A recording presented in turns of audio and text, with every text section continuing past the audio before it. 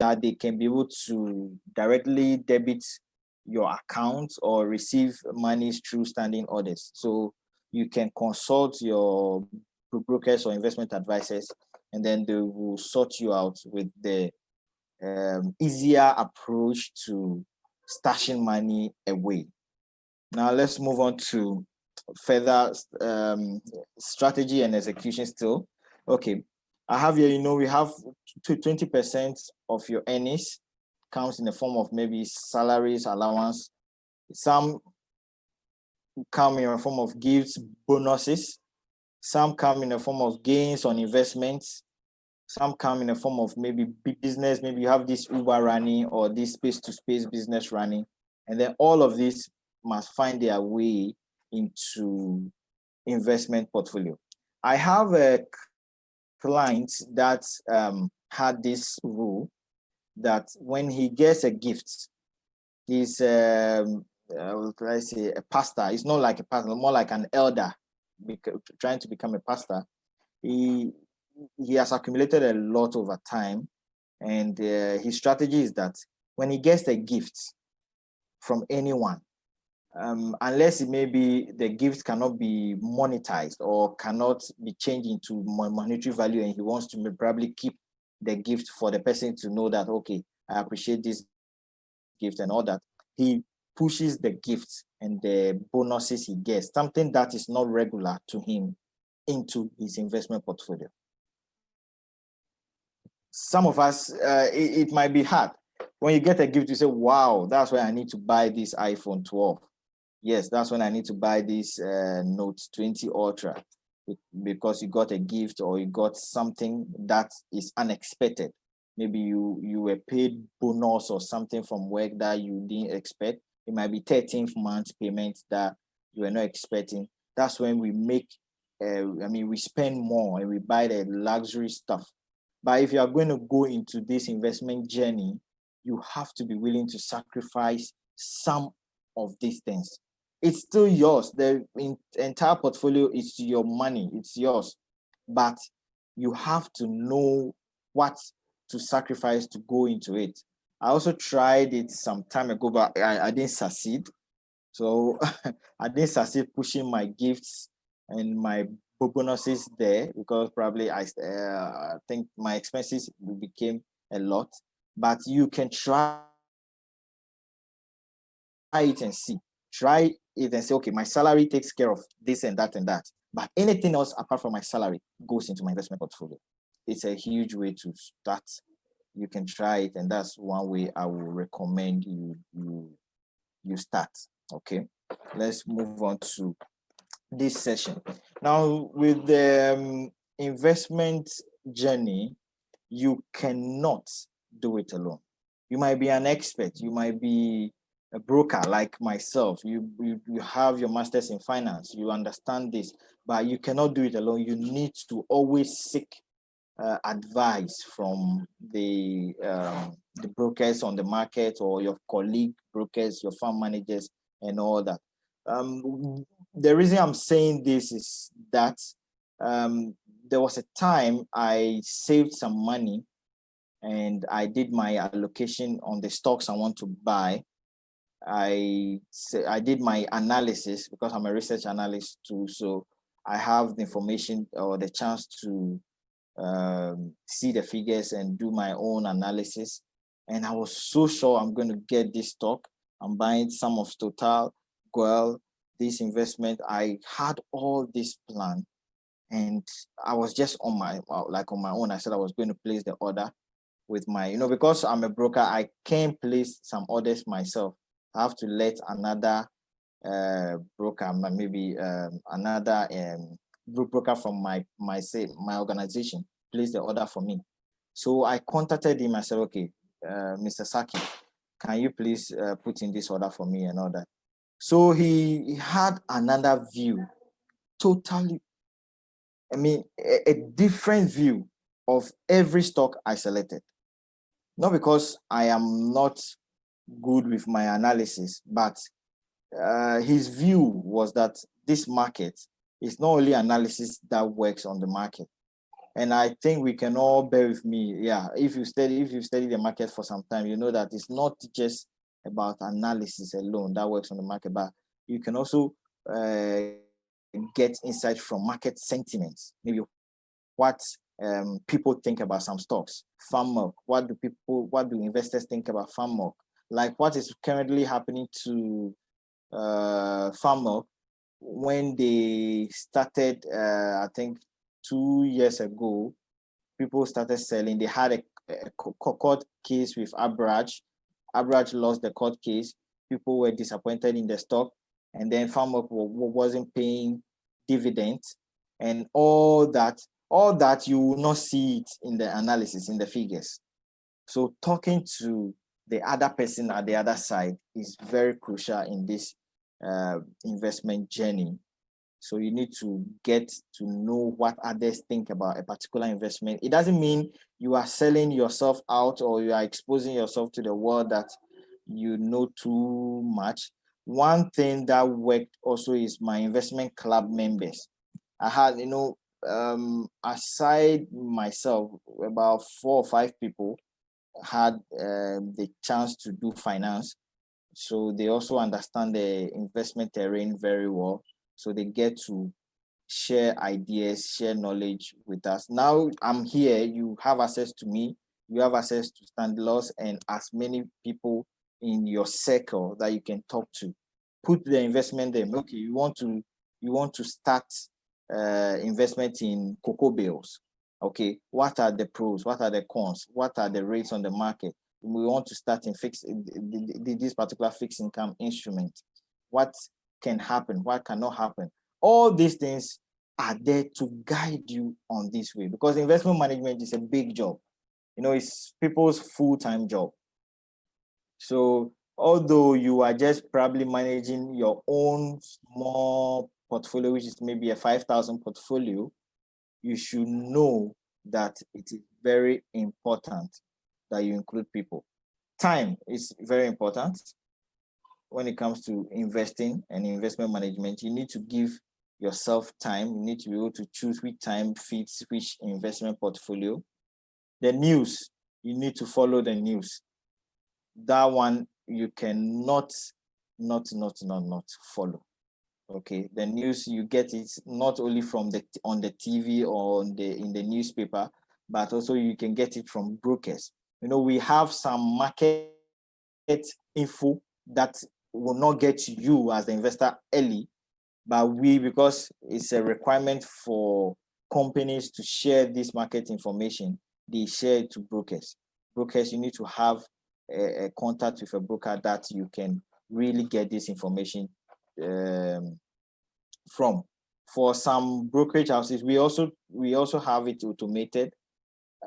We try to send and circulate this information that come to us to all our clients. So yes, for some brokerage houses, they do that. Now, you have to also find a way to be improving your investment knowledge.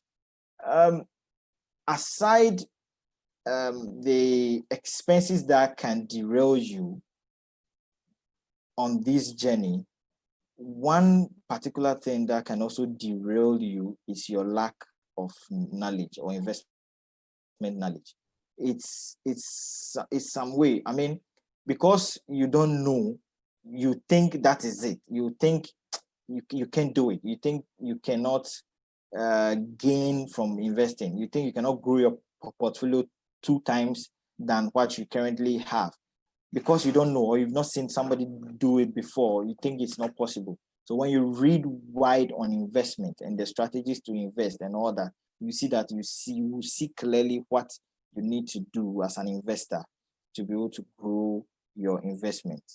And then we have people. I think I've spoken extensively on people. Contacting people is very key. People at work, people at your places, or people in your investment club. You need to have a strong link with them, because when I was starting to, I had an accountability partner. I call it an accountability partner. She holds me responsible for investing. Even now, although she's far away, now every month I've set a plan for myself to invest probably let's say 10% into a particular equity. I don't know if I have to mention it, but in fact, this I'm not. If I mention this, it's not. I'm not convincing you to go and buy it, because as a market operator, I don't have to push anybody to go and buy any particular stock. But GCB, I've been accumulating GCB for some time now, and it's because of the accountability partner and the role, the tax I gave her to hold me accountable. So her tax is that every month I need to buy this amount of shares in GCB. You need an accountability partner in this particular journey. It could be the head of your investment club. It could be the finance director, the treasurer, anybody that will call you and say, hey, Stanislaus, you need to bring 200 cedis to buy Goel shares. It's like you told him or her that every month I want to do this. They are just holding you accountable. These people are needed. And then also about tracking, monitoring, that one I'll share a template with you that can help you track and monitor all kinds of assets you have in this Ghanaian market. It's a one-stop shop, I'll say. If you go there, you put in any asset you have or any security, it could be your holdings in an investment club and all that. It should give you the total market value and your total holdings at the top. I've designed it in a way that can also help you track your investment journey. So basically, that is it. I don't know if I've hit every point in this particular journey, but that is all you need to invest. Maybe the questions will help me go deeper into this investment journey. Thank you for the time. Stanislaus. All right. Thank you so much, Patrick. We are really grateful for being here today, and I don't know if I can say it's a blessing to have you here. I mean, I have been learning a lot since you started speaking. I mean, especially with the emergency fund, it's great. I really have to do that. I mean, it's something that I have not done. I mean, there was something little, but it's not really like you mentioned today. And I think, like you said, William has mentioned it. I mean, at one of these financial clinics that they've been organizing with Mr. Mante, and I mean, it didn't click like you've mentioned it today. I've really been blessed today. So thank you so much. So guys, if you have any question, you can put up your hand and then we'll give you the opportunity to unmute and then ask your question. If you also want to type, you can go to the chat box and then put your questions there. We will ask them to Patrick for him to answer them. So you can just click on your name. You will see raise hand, and then you can raise your hand. You will be unmuted, and then you can go ahead and ask your question.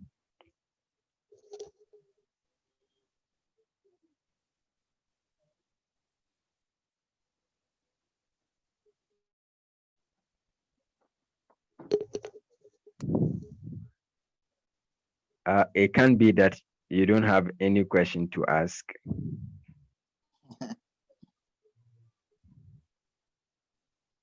Yeah, The sharks. professors are not here. Sharks don't have questions. I'm sure they do have questions. Uh, uh, Nina, I can see you here. I think you have a question. If you have a question, just put up your hand. Click on your name. Just where your name is, just tap it. You see, is it tap or just press and hold? I don't know how it is. But my own, when I press and hold your name, it gives me so many options. So just click on your name and then raise your hand. Okay, let me start with my question. So, Patrick, Okay. I Yes. want to understand. You see, with the emergency fund, I think not long ago we had a chat on one of our pages with regards to the emergency fund. So let's just say that um you gave 6 month period, like you should be able to, I mean, take care of you or be times six of your current earnings, or maybe salary, or maybe your total income that you are getting at the end of the month. How do Mhm. you go about that when, I mean, let me just give a practical example. Assuming someone is earning 1,005, let's just say 1,000 cities, and then, I mean, you budget, and I mean, at the end of the day, there's nothing left, and your budget is such that expenses, you have maybe 20% for investment, and at the end of the day, there's nothing left. How do you position yourself to accommodate this emergency fund? Like now, you've taught us that we need to have this emergency fund. How do we position our budget? How do we adjust to ensure that, I mean, we are able to contain or have this emergency fund as part of our budget? Okay.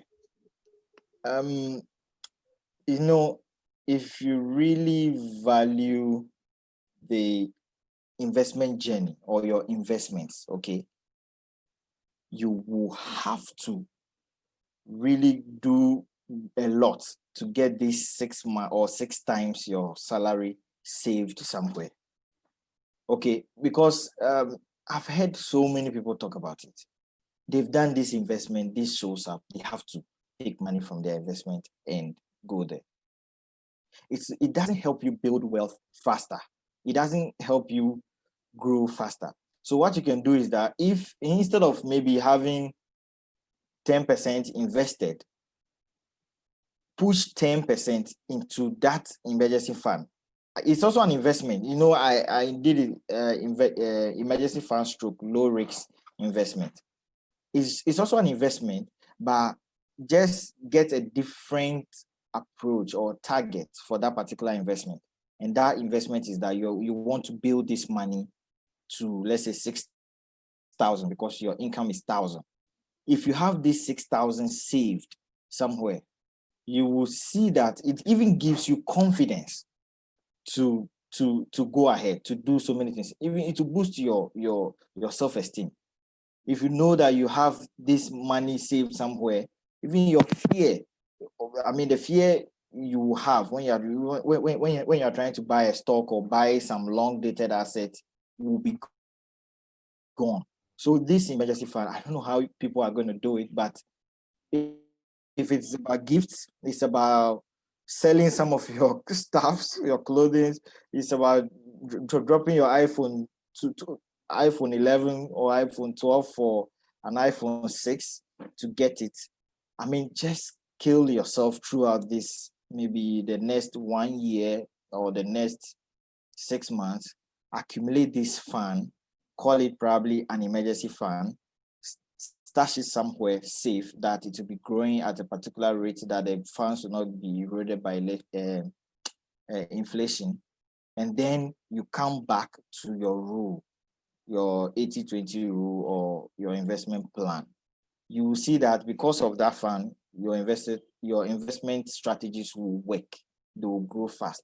And when the time comes and you rush to take some money in the fund, see that money as a loan you are taking from your fund. It's also a reason why I registered Talizo Investment. Okay, my wife's business, my business, and other things I do go into Talizo Investment. I learned that from ICANN Enterprise. If you know ICANN, he's a billionaire. He owns a lot of shares in Apple and all that. That's how he started with his investment strategy and all that. You separate your investment from yourself or your family or your anything. When you separate that, you have your emergency fund there. Any money you take from your investment or your emergency fund is a loan. You pay it back. Maybe you can decide to pay it back even with an interest of 10%. You will see that in a way you are growing funds and you are becoming wealthy. And at the end, actually, that's the goal. That's what we are all working towards. So that freedom you get from the emergency fund is very important. So I don't know if I addressed I gave you any clue of how to do it, but just try and do it. I don't know how you are going to do it, but try and do it. All right. Thank you so much, Patrick. That's very helpful. Any question? Okay. If you Calvin, you just came in. If you have any question that you want to ask, you can just put up your hand. We'll allow you to unmute, then ask your question. Other than that, you can also text, put it in a chat box, and then ask your question. Hope, any question? You have the opportunity to unmute yourself. Thank you very much, Patrick, for this lecture. And I have a short question on you mentioned putting money away, more money away, if you can. I just maybe if you could share practically your how you are pushing your funds towards achieving financial independence.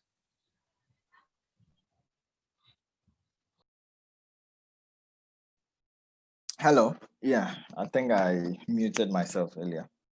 So with me, because when I started, I'm going to go back a little bit to the investment club stage, because the investment club helped me a lot. When I started saving 10 cedis, 20 cedis, when I was in the University of Ghana, I think level 200, I started saving that every month. And the investment club or the group was my, how do you call it? My accountability partner. So they held me. It was a must that everyone must save this money. So when we started, we were putting money down. The money was growing. We're investing. We're making loss in some of the investments and all that. But I learned how to save through that investment club activity. Saving is something you need to learn. People try to save using their susu box and stuffs at home, put money in it, but at the end of the day, they will just make a hole under it and take all the monies and all that. It means they've not learned the art of stashing money away. You have to learn that art over time, train yourself, let somebody also hold you accountable. It could be a group. I'm telling you, there is power in having a group do this with you. I mean, not necessarily contributing to the group also, but making sure that you master this art of stashing money away. When you master that art, now you set a target. The target I chose that was cool for me, or it was 6 times my pay. So assuming my pay is actually 1,000, 6 times my pay is 6,000. So I told myself, okay, I'm going to put money away, just as I've been doing for the investment club. Though I still had my money in the investment club waiting for me, which I still have as I'm speaking. I've still not withdrawn any money since I started the investment club. So the money is still there. I use that saving culture or that saving approach to save some money down. So every month, and I use the standing order approach. So every month, if it is 10%, I can save. I saved at least 15%. I think so. That was the threshold, 15%. But there were some months that you do your calculation and say, hey, the 15%, I can go. Then you go to as low as 10%. And then I tried the gift thing. My former workplace, not this current workplace. I used to work at a chiropractic and wellness center. So I do, because I interact with clients, I get tips.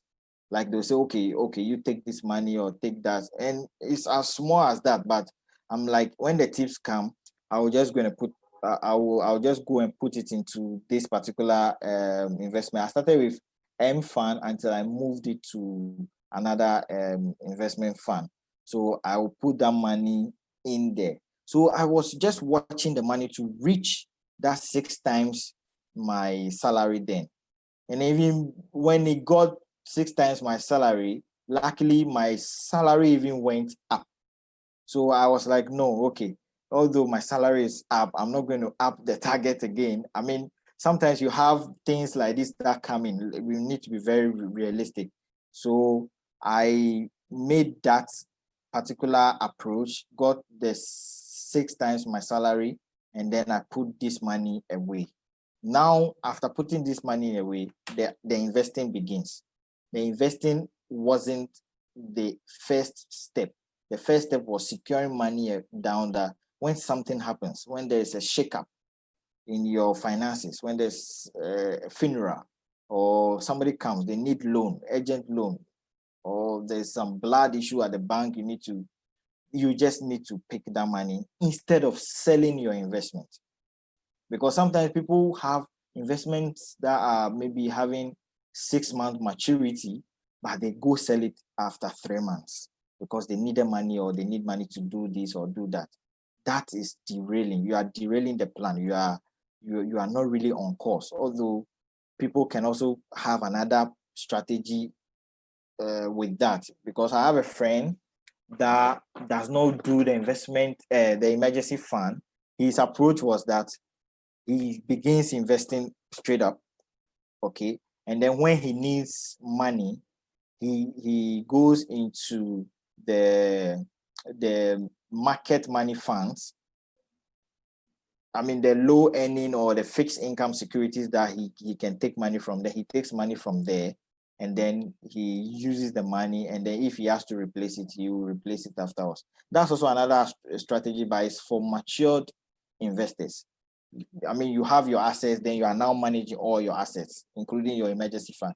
I use this emergency fund because from the beginning, you need to have something called a buffer. Let it be in your mind that this is the buffer. This is money I can touch when I need to touch. But the investment I cannot touch because it is having another purpose. The purpose is for money to make money. I cannot touch. When you have this kind of, I would say, strict rules or principles on yourself from the beginning, things will be fine when you get a little matured in the investment field. I hope I got your answer. Yes, thank you very much for the answers. One last question on my mind. Of late, so many friends have been discussing insurance to me, and they've been advising me to start taking some insurance policies as one of the financial plans going forward. What's your take on that? I would need your candid advice on insurance. Thank you. Insurance, okay. Insurance is very good. It's a way of safeguarding yourself. It's another form of buffer in your life that you need to maybe go into, but you should be able to reach a certain income level. That's what I advise people. I mean, I stand to be corrected, but you should be able to reach a certain income level to be able to take this insurance. I did some, not the insurance that will maybe build, there are some insurance packages that are there to help you build some cash bonuses, and then over time and all that, and then after some years, like maybe after 10 years, then you can take it, or this way, depending on the package. Every package, you have to study every package, but I have some life assurance packages where I've covered my parents, because no, I studied when I did my financial position. I went further. I hope I have this template. Okay. If you can remind me, Standilo, so that I can bring this template up later to you, then you can share with them. Sure, sure. When I did my, the template I shared with you, the financial positions template. When I did this, there's an extended version of this, which I got from someone's website. That tells you, you need to analyze the risks you anticipate in the next 5 years.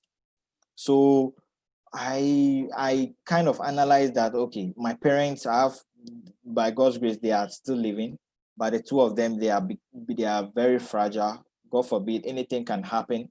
And when it happens that way, my life like this, my senior brother is abroad. I am the only one in Ghana here, so I will have to foot the bill for every maybe funeral or every expense and all that.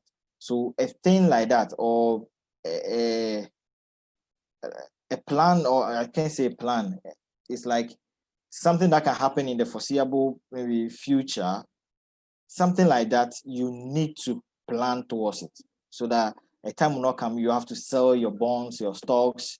Imagine you were selling your stocks at this time when the market has been down for the past 3 years. You can see the amount of loss that you'll be making for maybe, but you also need to bury your parents in case something happens. So in that regard, I took an insurance policy to cover them. It's a way of buffer.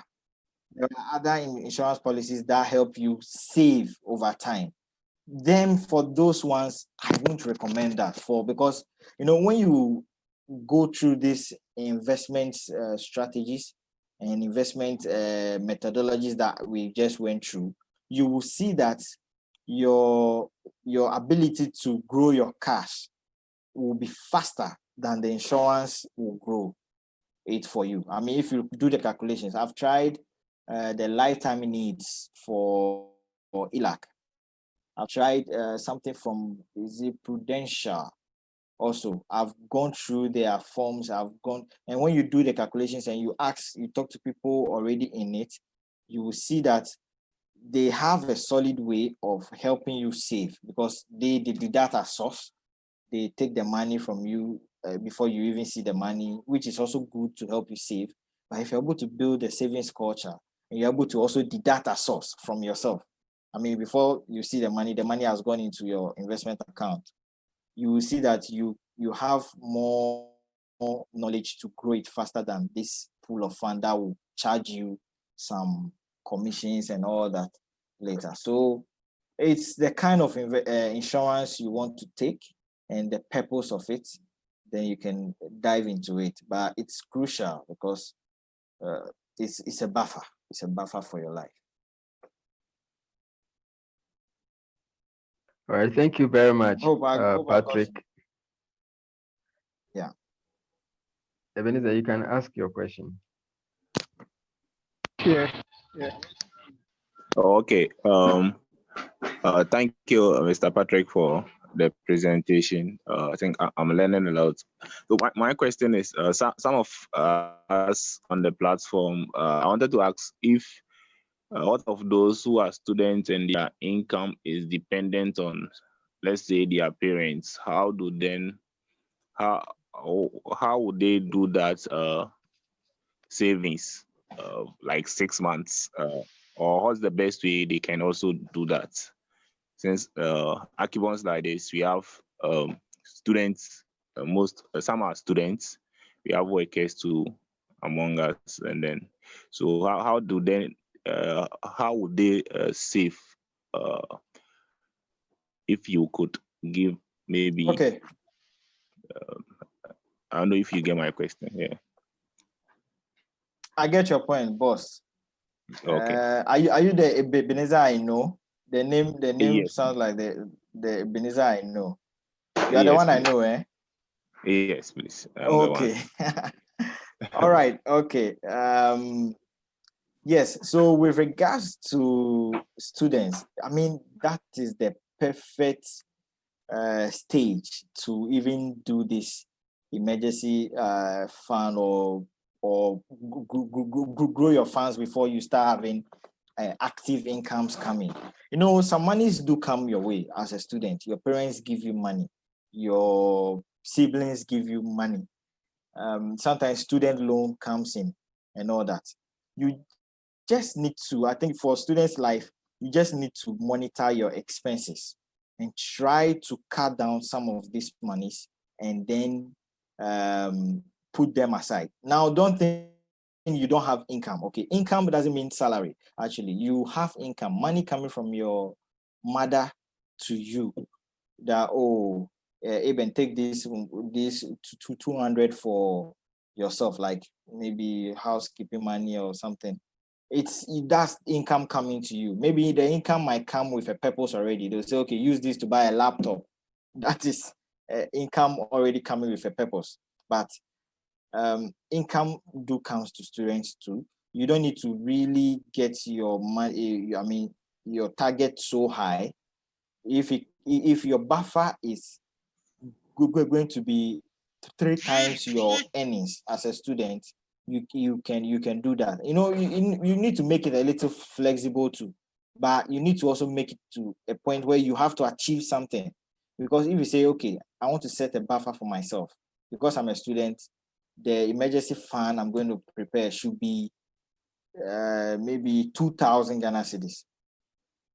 I mean, that's all. Maybe you may mention this target. You are sure that no matter what happens to you, if there's going to be any need for money, agency, or anything that you need to buy, 2,000 Ghana cedis can solve all the issues.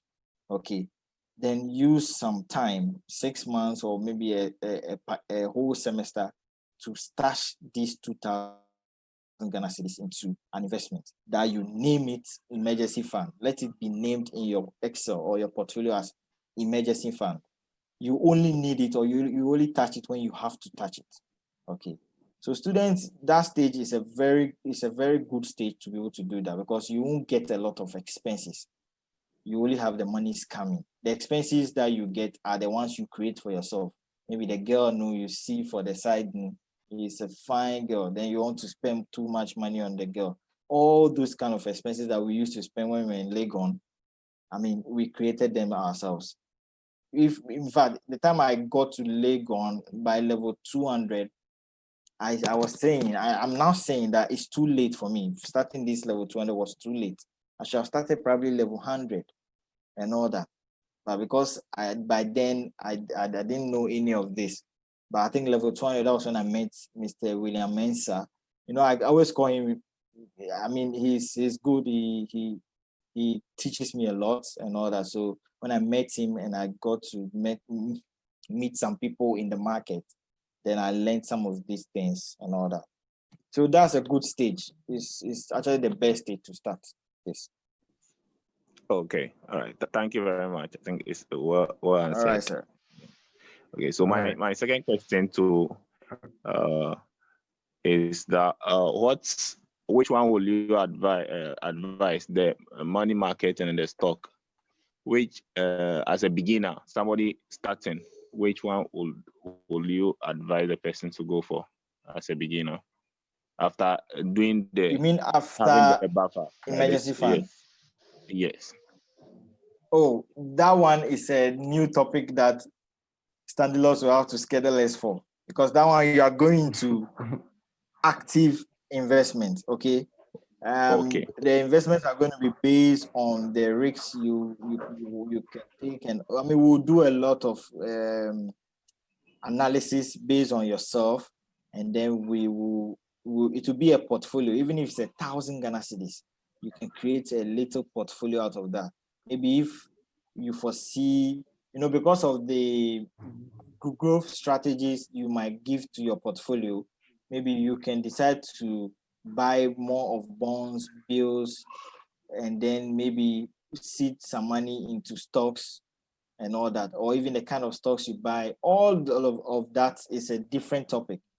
But for a beginner, maybe if I come back to your question, for a beginner, I would suggest you see your money grow a bit before you start venturing into high risk investments.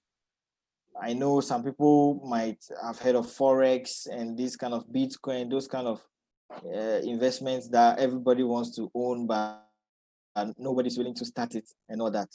So there are various classes of investments that beginners can start with, but you need to appreciate the process. Sometimes when you buy stocks as a beginner, and the first year you don't see anything. Second year you get something like a dividend, something small comes into your account from because MTN has paid some interim dividend. I mean, it will kill the entire process. You are kind of growing yourself or nurturing yourself into this investment journey. It's not something you already have or you feel like people are doing it, so you already know. You are training yourself